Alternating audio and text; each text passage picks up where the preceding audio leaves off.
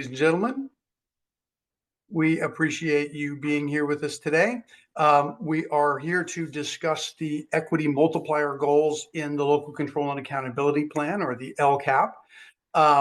This is, as you know, this is one of our webinars related to the 2025-26 LCAP that folks will be developing. This is the second to last of our webinars. Our last one will be next Tuesday on the Learning Recovery and Emergency Block Grant actions and descriptions that are newly added to the LCAP. And so today what we're going to do is we're going to talk through the equity multiplier, what the requirements for that are. They haven't changed, but we'll review them just so that everybody's on the same page.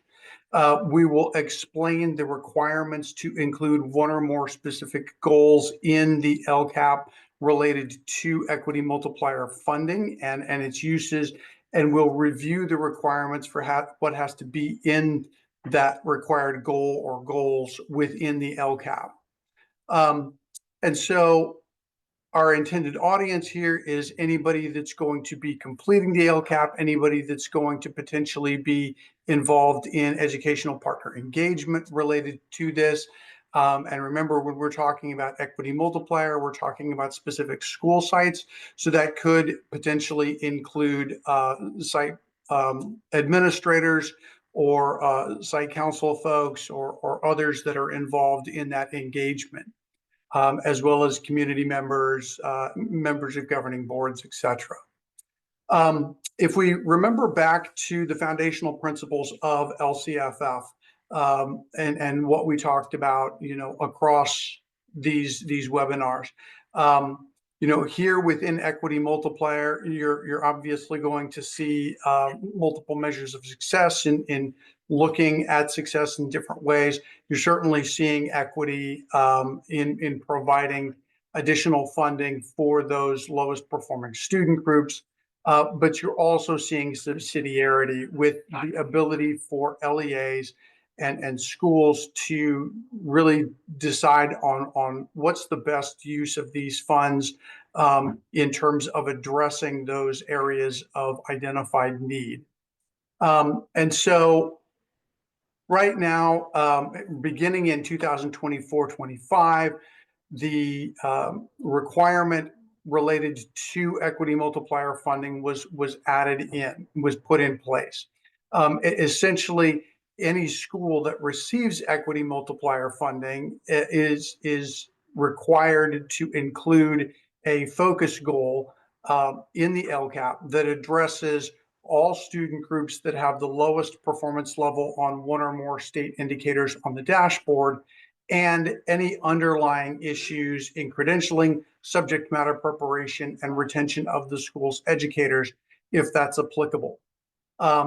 This continues to be the requirement for the 2025-26 LCAP and schools that are eligible for equity multiplier funds. So schools that LEAs that included an equity multiplier focus goal in their 2024-25 LCAP can continue with that goal, provided that the applicable schools and the required student groups the indicators on the dashboard haven't changed. If there are changes, then there's going to have to be some adjustments made to the goal, and we'll talk through that. LEAs are still required to continue to consult with educational partners during the annual update of the LCAP and during the LCAP development process to ensure that the equity multiplier focus goal remains relevant to the needs of students and the community. And so that engagement piece is still relevant.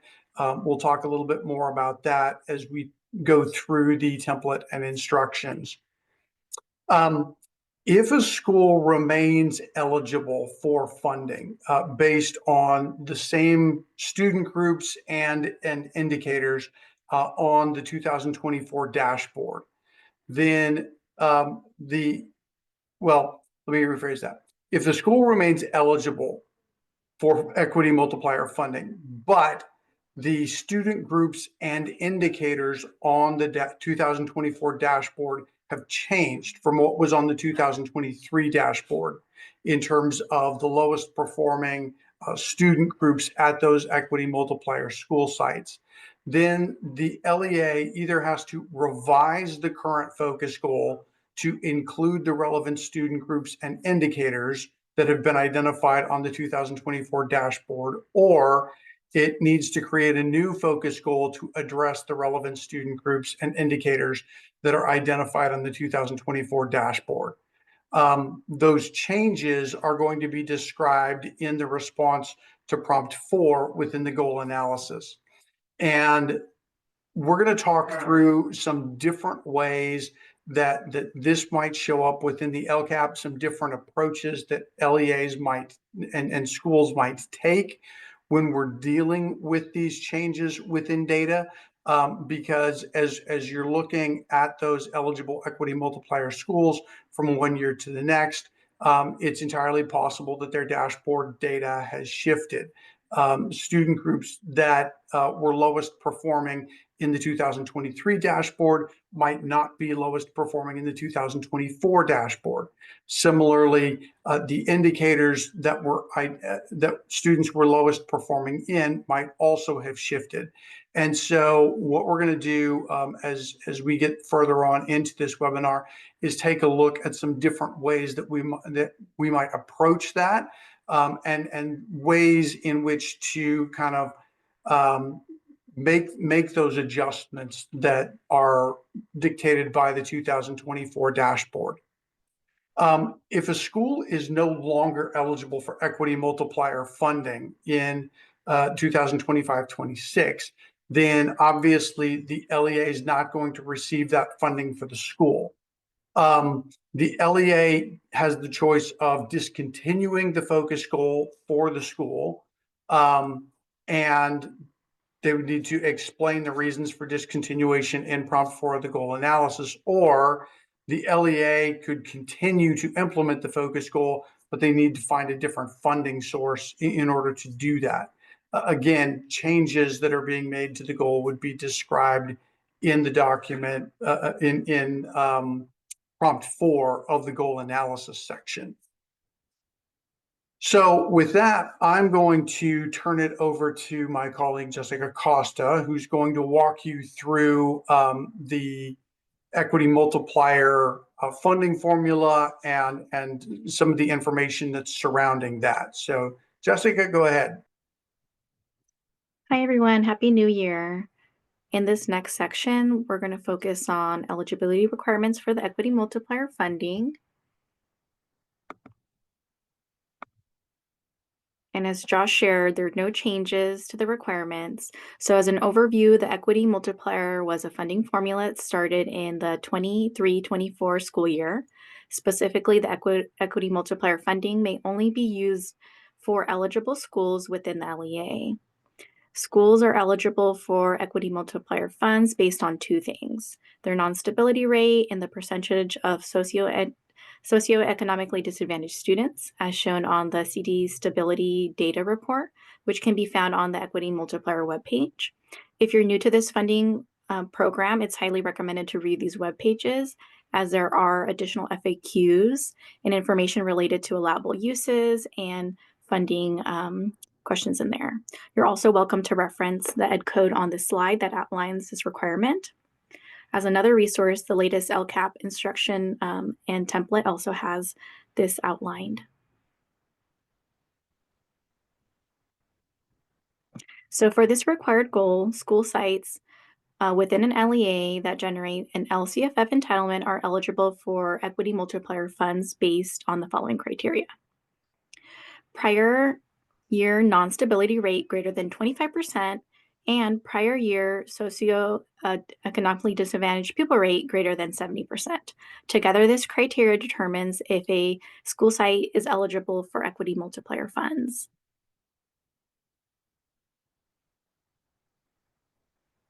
So let's take a moment to review what does non-stability rate mean. This is the percentage of students who either enrolled for less than 245 continuous days between July 1st and June 30th of the prior year, or exited from school between July 1st and June 30th of the prior year due to either of the following: truancy, expulsion, or for unknown reasons without stable enrollment at another school. As previously shared, this information can be found on the CD Stability Rate data file, which is available on DataQuest and can also be accessed through the Equity Multiplier webpage. So now let's review what socioeconomically disadvantaged pupil rate means. This is the percentage of students that meet any of the following criteria for the prior school year. Neither of the student's parents has a high school diploma. The student is eligible for free or reduced price meals under the federal National School Lunch Program, or if the student is a migratory child, homeless, foster youth, or is enrolled in a county juvenile court school.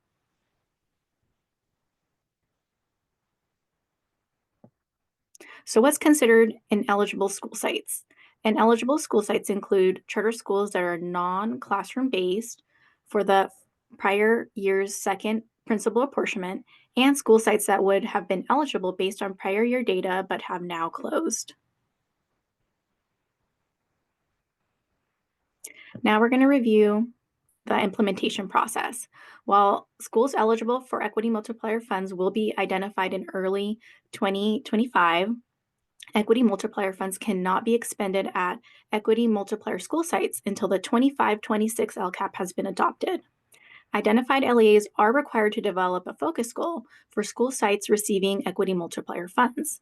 This process happens in consultation with educational partners at the school sites prior to implementing actions and services and expending funds. This eligibility will be especially important during the development process of this required goal, as the LEA must work with educational partners to develop a focus goal that will have the actions and services to meet the desired outcomes. So as a quick summary, in early 2025, eligible equity multiplier schools will be identified. Then the LEA will need to work with developing a focus goal in consultation with educational partners. This will be communicated in the 25-26 LCAP. And within this presentation, there are reference slides of how and where to meet this in the LCAP. And once the LCAP has been adopted, the equity multiplier funds may be expended, and the goals will be implemented as planned. As this is an FAQ, I will highlight this last bullet again. The equity multiplier funds cannot be expended at the equity multiplier school sites until the 25-26 LCAP has been adopted.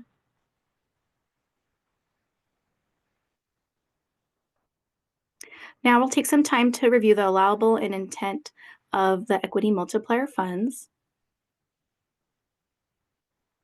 As you may have noticed in the presentation, we have not used LCFF before equity multiplier funds. This has been done purposely to reduce confusion, as equity multiplier funds are not LCFF funds. You'll also notice the same trend when referencing the LCAP instructions. Specifically, equity multiplier funds are a separate funding source allocated outside of the LCFF entitlement and is not offset by the LEA's local revenue. This funding is identified as a separate line item of the principal apportionment summary. Revenues and expenditures are tracked within a unique SACS code, which is resource 7399 object 8590. I do want to take a moment to share that this is another FAQ that we receive. So in summary, equity multiplier are not LCFF funds. They have their own funding source and are considered other state funds within the LCAP.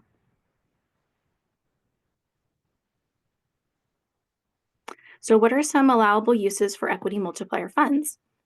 Equity multiplier funds can be used to implement evidence-based services and supports. So what are evidence-based services and supports? They are based on objective evidence that's informed the design of a service or support and/or guides and modifies those services and supports. Evidence-based services and supports are commonly based on the following: educational resource, and/or metrics of the LEA, the school, or student performance. And since each school in California is unique, there's no list of evidence-based services and supports for equity multiplier funds. We highly encourage you to consult with educational partners, including students, on how these additional funds may be used to provide additional learning opportunities at these eligible school sites.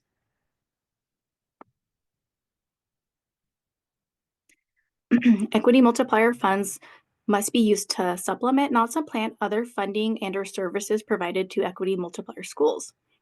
Specifically, other funds and services include the following: LCFF, Expanded Learning Opportunity Program, Literacy Coaches and Reading Specialists, and/or California Community Schools Partnership Program. Overall, this means that equity multiplier funds must not be used to replace funds and/or services that an equity multiplier school would otherwise receive through these other funding sources. So the guaranteed minimum includes that each eligible school site will receive a minimum of $50,000 in equity multiplier funds. It is expected that the 24-25 funding profile will be released in February 2025. If you have more questions about this amount, the funding profile webpage includes an FAQ on funding formula and apportionment. And now I'm going to go ahead and pass it over to my colleague, Heather Bell, to review the next section. Thank you, Jessica. Hi, everyone. So I'm just going to go over the equity multiplier funding requirements in the LCAP. So basically, Ed Code, this is not new. This started last year, so this is just a reminder. Ed Code requires that LEAs that receive equity multiplier funds include a focus goal or goals for each eligible equity multiplier school site. The focus goals for equity multiplier school sites must address the following. So all student groups that have the lowest performance level on one or more state indicators on the dashboard, and any underlying issues in the credentialing, subject matter preparation, and retention of the school's educators, if applicable. So bullet 1 is a requirement. That is, any equity multiplier school site has to have a focus goal that addresses student groups performing in the lowest performance level on state indicators. And then if the school also has issues with credentialing, subject matter preparation, and retention of the school's educators, that also must be included in the goal. That's an if applicable, but the first bullet is a requirement. And then just to remind everyone again for the millionth time, there have been no changes to the LCAP instructions for equity multiplier focus goals. So this is again just a review from last year's requirements. So there are 3 main sections of the LCAP where equity multiplier funds, the requirements related to equity multiplier funds are captured. Plan summary, general information, engaging educational partners, and goals and actions. So in addition to the focus goal, LEAs are also required to engage educational partners, to consult with educational partners at the equity multiplier school site or sites within the LEA in development of the focus goal. So the LEA is not developing the focus goal alone. The LEA is working with the school site and the educational partners there to develop the focus goal. Okay, so this is a quick review of the LCAP template and instructions related to equity multiplier. Again, we're going to go through this quickly because it's in the instructions, it's not new, and we want to get to the examples for you all. So if I talk fast, I'm sorry, refer to the instructions. The page numbers are on the slides. So in the plan summary general information section, the LEA still is going to describe the LEA, its schools, its students in grades TK through 12 or whatever grade span the school or the LEA represents or includes as applicable to the LEA. And then the equity multiplier piece, as part of this response in the general information section, the LEA must identify all schools within the LEA receiving equity multiplier funding. It's as simple as it sounds. Just a quick sentence that says ABC school receives equity multiplier funding or is eligible for equity multiplier funding is acceptable. And then in the engaging educational partner section, specifically in prompt 1 in that table, the column titled Process for Engagement. That is where the LEA describes the engagement process for all of the educational partners it consults with, but in relation to equity multiplier funding, the LEA is required to include a summary of how it consulted with educational partners at schools generating equity multiplier funds in the development of the LCAP in totality, but most specifically in the development of the focus school for each applicable school. I forgot to add that. And then in prompt 2 of the engaging educational partner section, the LEA is describing how the LCAP was influenced by educational partner feedback. And when it relates to equity multiplier funding, the LEA that is receiving equity multiplier funds must include a description of how the consultation with ed partners at schools generating equity multiplier funds influenced the development of the adopted LCAP. So you just take it one step further and include how equity multiplier school site educational partners influence the development of the LCAP as well as other educational partners. The goals and action section, like we said, the goal description, that's where the LEA is going to include their goal description for the equity multiplier focus goal. So again, the LEA that has school sites receiving equity multiplier funds or eligible for equity multiplier funds must include one or more focus goals for each school generating equity multiplier funding. You can have a goal with multiple schools combined in the goal, but each school that is eligible has to be identified, has to have a goal, has to be represented in a goal. And then in addition to addressing the focus goal requirements described on the slide says pages 9 and 10, it's 10 and 11. We forgot to update it with the new LCAP instruction page numbers, but it's on the left. On pages 10 and 11 of the LCAP instructions, LEAs must adhere to the following requirements. So focus goals for equity multiplier schools must address, again, all student groups that have the lowest performance level on one or more state indicators on the dashboard. For this year, it's on the 2024 dashboard, and any underlying issues in the credentialing, subject matter preparation, and retention of the school's educators, if applicable. So A is a requirement, B is the if applicable, if that retention of school educators, issues in credentialing, all of that, if that applies, that must be included, but it's an if applicable. Focus goals for each and every equity multiplier school site also must identify specific metrics for each identified school student group as applicable, and that's covered in a minute.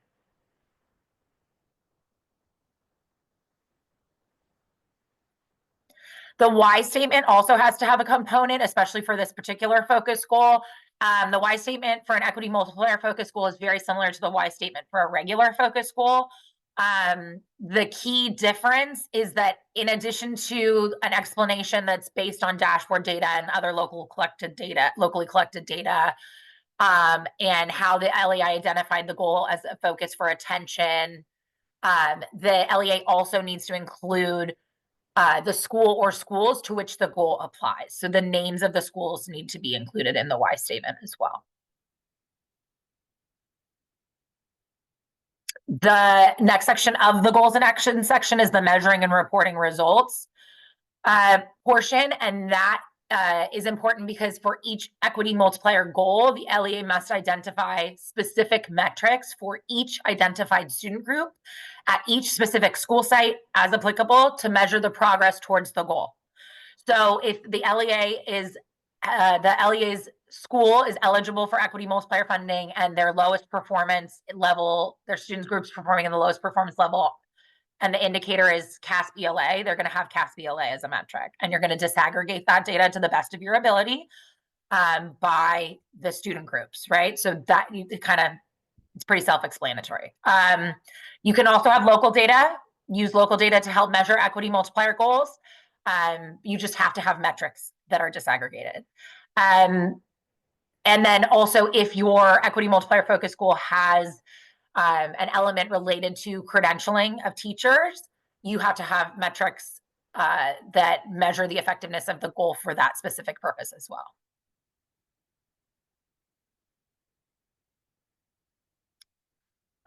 Reminder, like Jessica said, equity multiplier funds are not LCFF funds. and they cannot be counted as contributing towards meeting the requirement to increase or improve services for students who are low-income English learners or foster youth. In the LCAP, like Jessica said, equity multiplier funds are other state funds. So by default, they won't count towards contributing actions. Only actions that are funded with LCFF funds count, or that are planned percentage of improved services. Those are the only actions that count towards increased improved services. So by default, they won't count, but just to keep it in your mind as well, equity multiplier funds do not contribute towards minimum proportionality percentage. Okay, so now it's the fun part. We get to the example. So I get the easy one, and then Josh gets the 3 hard ones. So fun. That's why he's the boss. So example 1 is as if nothing has changed. So last year, the LEA had an equity multiplier focus goal from 24-25 that was based on the 23 dashboard, and amazing. They have the exact same indicator and student groups that are identified and schools that are identified for the 24 dashboard. So the goal remains unchanged. The student groups remain unchanged. The indicators remain unchanged. This is continuing the same thing to the next year. So for purposes of the example, the fictitious equity multiplier school will be Emerald Elementary. The state indicator with student groups in the lowest performance level will be English Language Arts, so CASP ELA, and the student groups in the lowest performance level will be African American, low income, and English learners. So this is the one example that will kind of go through all the sections of the LCAP that touch equity multiplier requirements. So that's why we're spending a little time on the other sections. So basically this, also it's a caveat. I should have said this before. These are not exemplars. They are I can't say it. Examples. So don't take this as exactly what you like copy paste. This is what you're going to do for your LEA. This is an example. Okay. So this is the plan summary general information section. It's very brief. It's bulleted. It's not an exemplar, but what we are intending to show you in demonstrating this is that the equity multiplier school, Emerald Elementary, is called out in the general information section. So that's an example of what it would look like. In engaging ed partners, as you can see on the left in the educational partners column, it lists Emerald Elementary School Site Council, ELAC, and African American Parent Advisory Committee or Parent Committee. And that's at the equity multiplier school site. So that's Emerald Elementary. And then the process for engagement briefly describes the meetings, the 3 different advisory groups, and like who the audience was and the topics that were discussed. Again, just a brief summary, not an exemplar, just an example.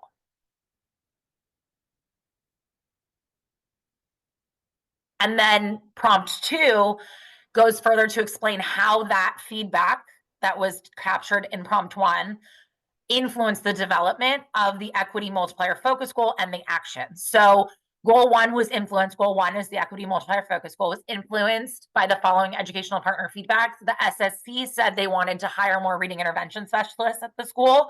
You'll see when we go to action 1.1, their feedback influenced that action. The ELAC said that they'd like more English language development strategies included in the after-school reading program. In action 1.2, you'll see that that feedback is reflected. Emerald Elementary AAPC would like more culturally relevant reading material provided, specifically books by African American authors. You will see that reflected in action 1.3. So that's the through line. So here's goal 1. This is, again, we're pretending as if this is an example of the LEA's equity multiplier school. The goal didn't change. So it's still a SMART goal, still measurable within 3 years. The time bound because it's within 3 years. All students, and particularly low-income English learner and African American students at Emerald Elementary, will demonstrate growth towards meeting or exceeding standards in ELA as measured by CASP, test results, and local benchmark assessments.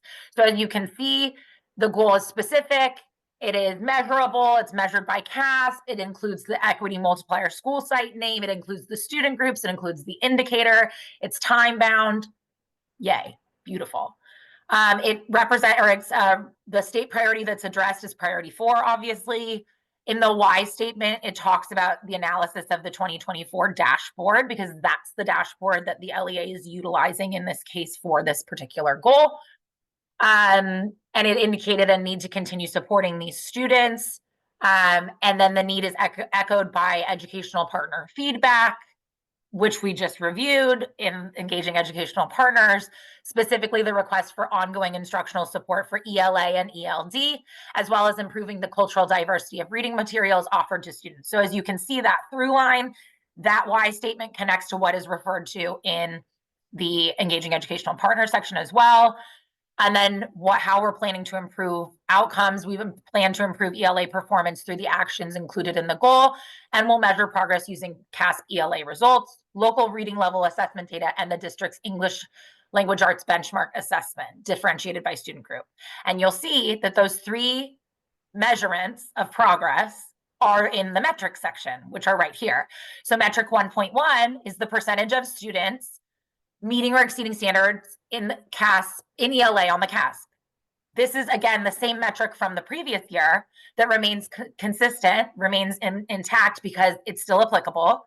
You have your baseline, your year 1 outcome, and also your current difference from baseline. So as you can see, in this example for 1.1, all students were at 65% for baseline. Year 1 outcome was 67% for them. The current difference from baseline is positive 2%. So the next metric is the percentage of students at Emerald Elementary reading at or above grade level on a local reading assessment, local reading level assessment. And then the third metric is the percentage of students meeting or exceeding standards on the district's ELA benchmark assessment. So those 3 metrics were identified in the why statement, again, through line. And all of them have year 1 outcomes and current difference from baseline. The goal analysis, again, not an exemplar, just an example. Prompt 1 just addresses the fact that all of the actions were implemented with fidelity as planned, and there weren't any challenges.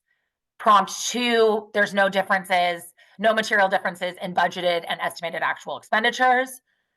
Prompt 3 is the description of effectiveness or ineffectiveness. And so in prompt 3, it goes through the 3 actions that were all shown to be effective over the past year, as evidenced by the year 1 outcomes for the 3 metrics being used to track progress.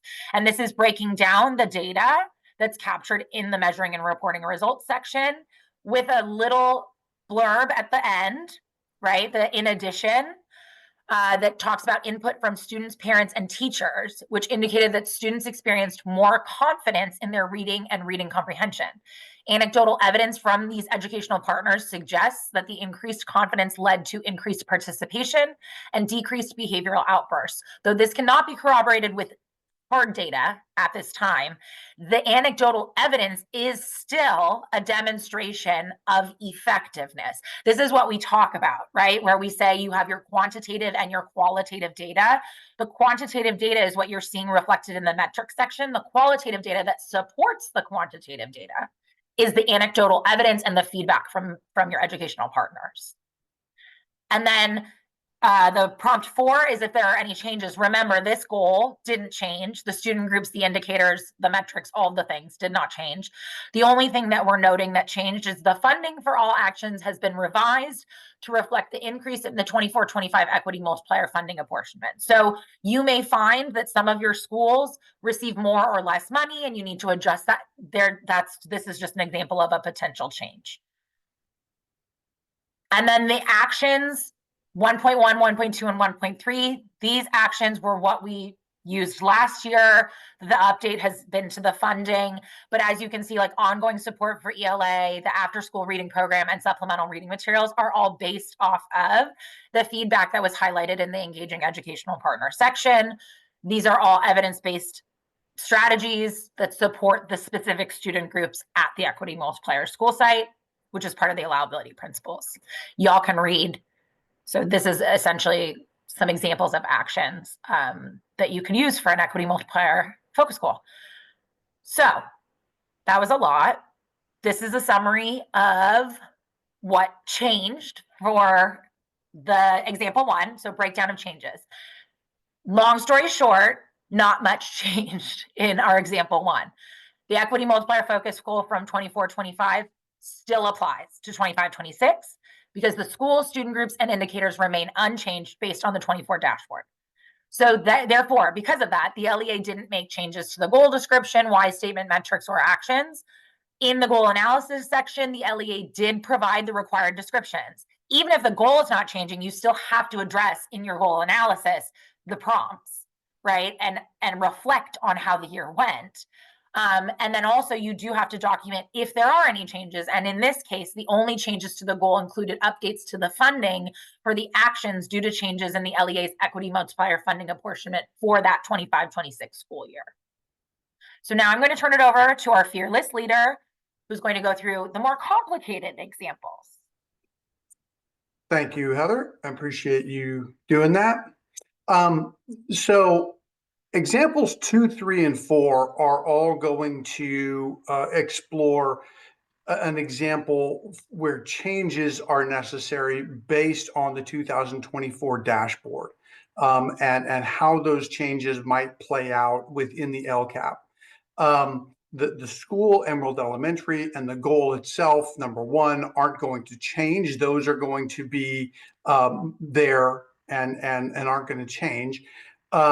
However, in these following examples, the indicator that's shown up as lowest performing is the suspension rate indicator, and the student groups that are lowest performing are African American English learner and long-term English learner.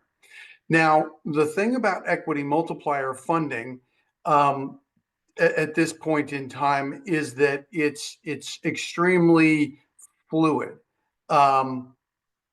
meaning that there's nothing within statute that specifically ties the funding to a particular year. And so that comes into play here in example 2, because in example 2, and in examples 2, 3, and 4, all we're focusing on is the goal. We're not going to go through and look at changes within educational partner engagement or the plan summary at the beginning. We're going to focus primarily on the goal itself. In example 2 here, what we have is based on our data and the outcomes that are reported on the data, which we looked at in example 1.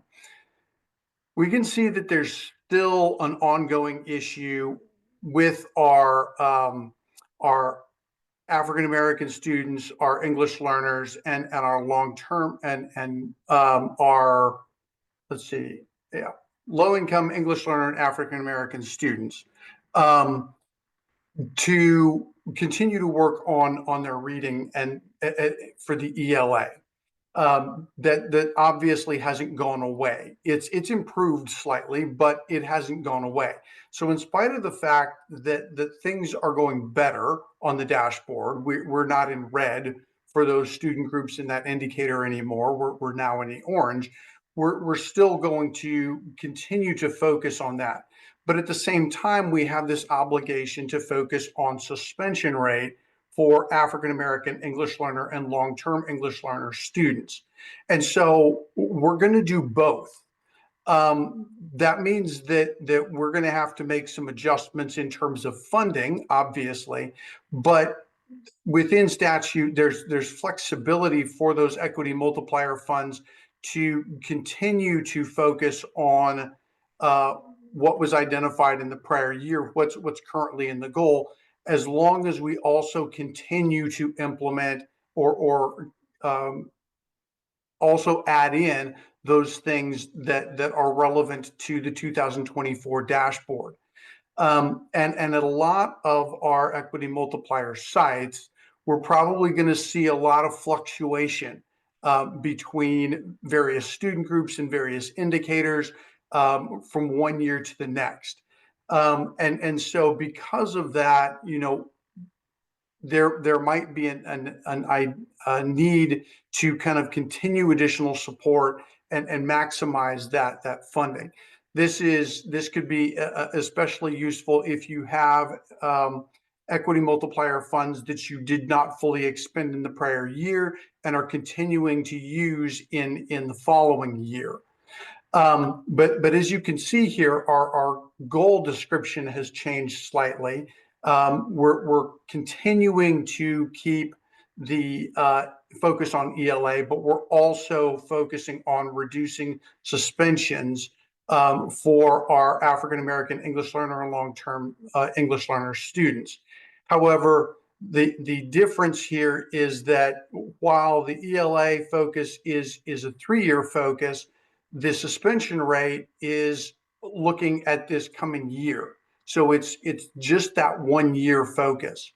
Obviously, the priorities are 4 and 6 that are there. And in terms of the analysis, the explanation of why the LEA has developed a goal, part of the analysis is the same as previously, because it relates to that initially identified need of ELA.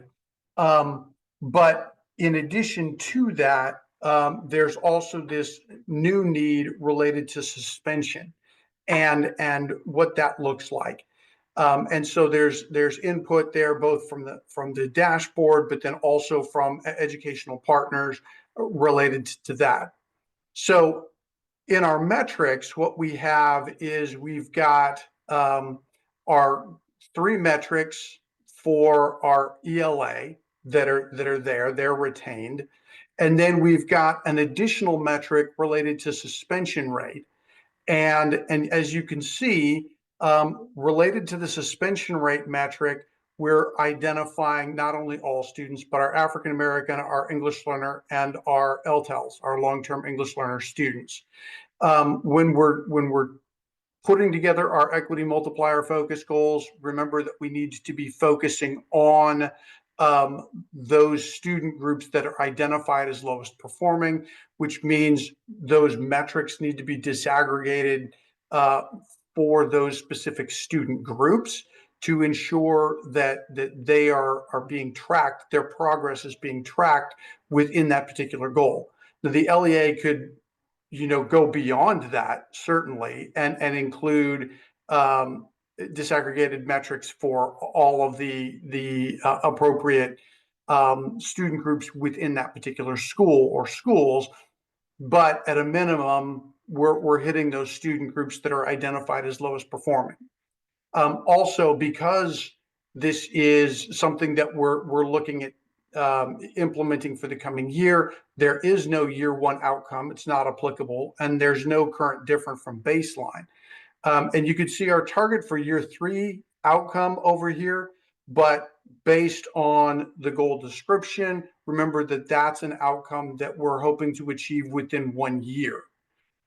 And so focusing back in on our goal analysis, again, it's the same as what we looked at previously, where we've implemented with fidelity the actions. We saw successes in improving metrics, but and didn't run into any challenges in that. There's no material differences in the expenditures. The actions were implemented, and Heather already walked you through that. And then in the description of changes, we're talking about the addition of suspension rate and the specific changes that were made in terms of both the actions and the metrics. So we talk about the revision that has been made to the number of reading specialists, because we don't have the funding to support 3 specialists, so we're only doing 2. But then we're adding in metrics and actions specifically related to suspension rate. And you saw the 1 metric that was added already. The actions here that have been added in are 1.4 and 1.5. These are specific to the addressing the suspension rate issue that's there. And so within this example, there's there's this concerted effort to continue to focus on an area that is already been identified as an issue, while implementing additional supports at that school for the indicator that's been newly identified on the 2024 dashboard. And so this is one of the potential ways that could be this could be addressed within the plan.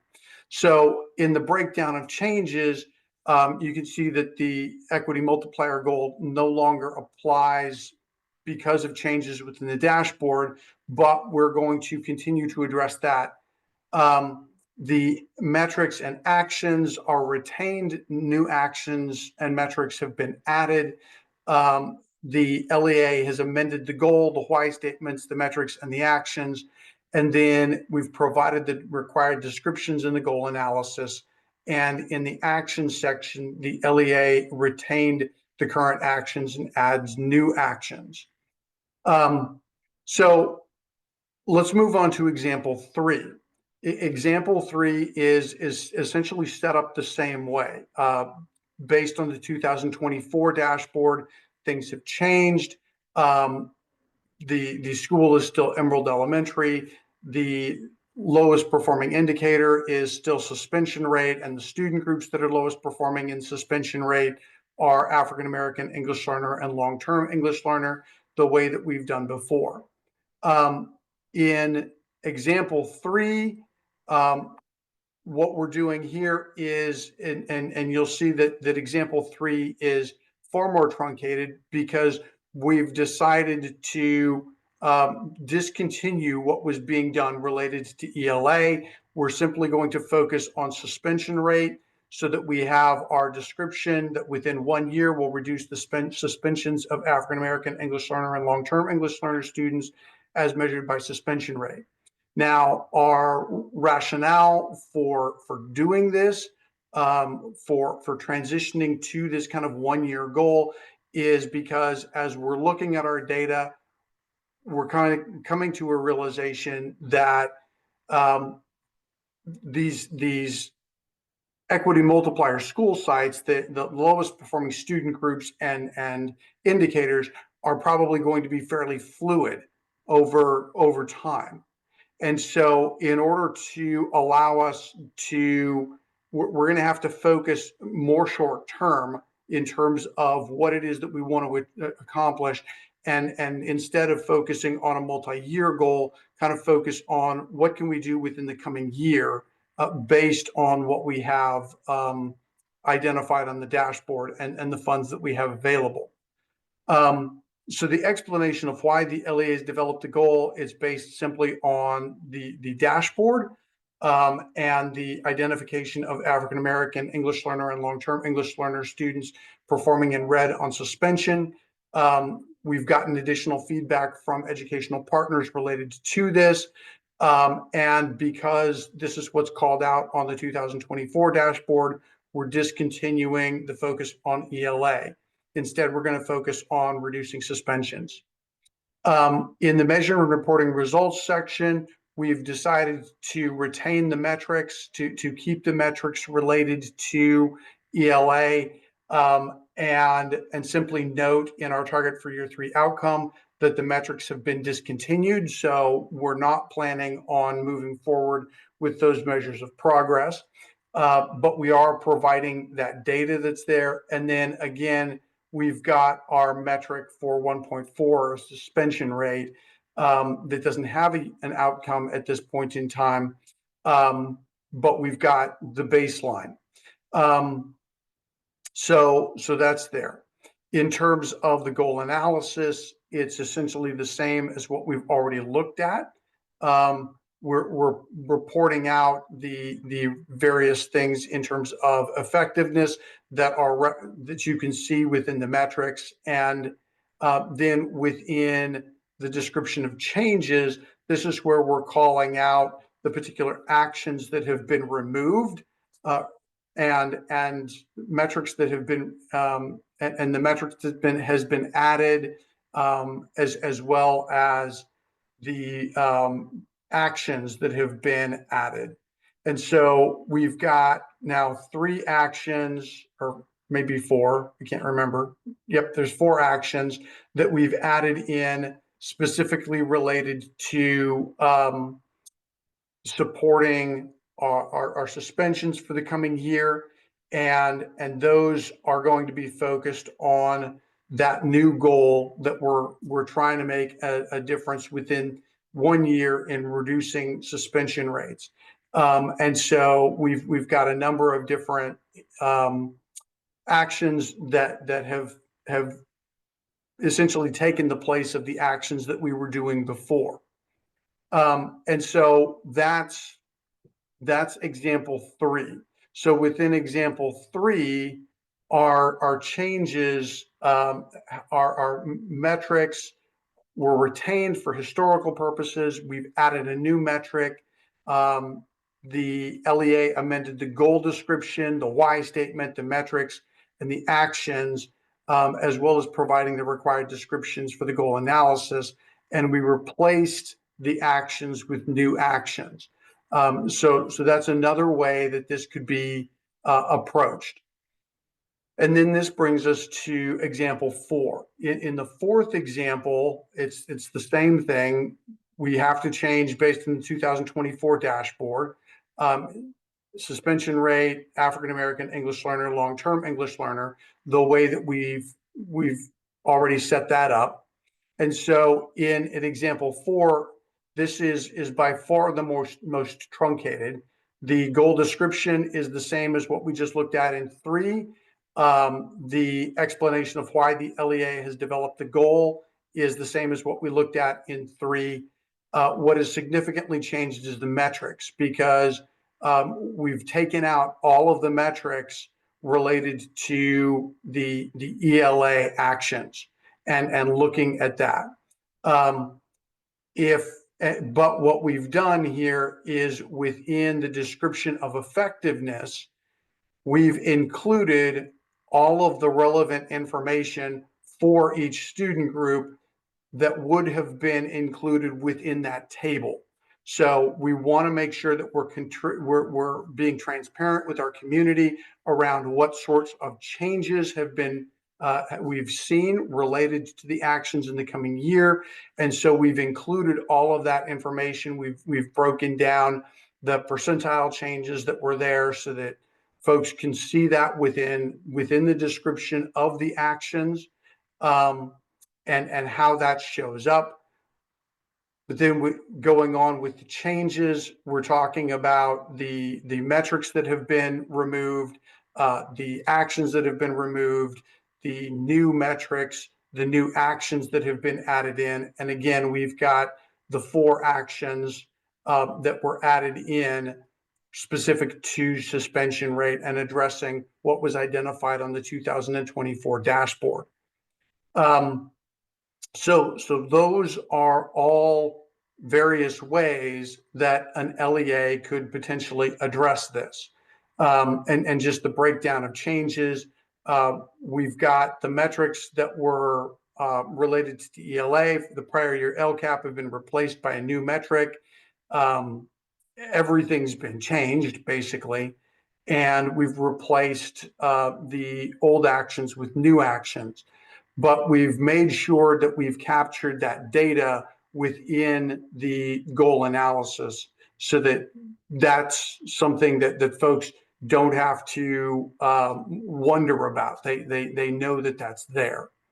Now, there is another option. That option is where you retain the current goal for historical purposes, and just basically freeze it in time so that it's sitting there and folks can see it. But you let them know that you're discontinuing it, but then you add a new goal to address the suspension rate or the student groups that were performing in the red based on the 2024 dashboard. The downside to this particular option is that it makes for a really long LCAP. So that's just something to consider. If there is an additional option that we didn't write down on here, but if there's a school that is no longer, like, let's say that you only have one school that was eligible for equity multiplier funding, and that school is no longer eligible for equity multiplier funding, you don't have to have a goal in the LCAP related to that, because there's no longer any schools that are eligible for equity multiplier funding. It is permissible to remove that goal from the LCAP in its entirety. You would have to explain, probably within the plan summary, that that goal was being removed because there's no because there's no continuing funding related to that, and because the goal is just dead for all intents and purposes. There's no need to do an annual update related to that. It would be described that the goal was removed from as part of the plan summary, and then moving forward, that goal would simply not exist in the LCAP anymore. Unfortunately, one of the things that we have based on the current reality of equity multiplier funding is that with it not being funding that's across multiple years, being just 1 year at a time, that kind of limits us to having to implement these kind of 1 year chunk like approaches. And so it does not necessarily lend itself to kind of a more long range addressing of issues at these particular school sites.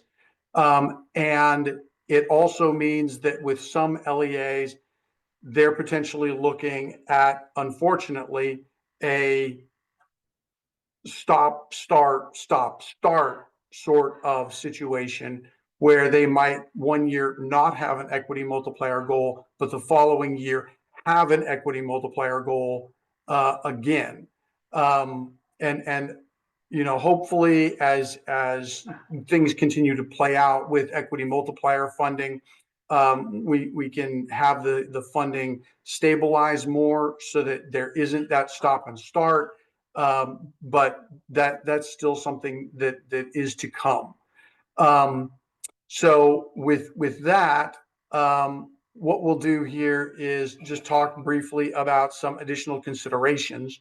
If an LEA and its school, an LEA and its school benefit from the use of shared vocabulary and planning processes that's embedded in the context of continuous improvement, making sure that folks at the LEA level and at the school level are speaking the same language to each other, literally and figuratively.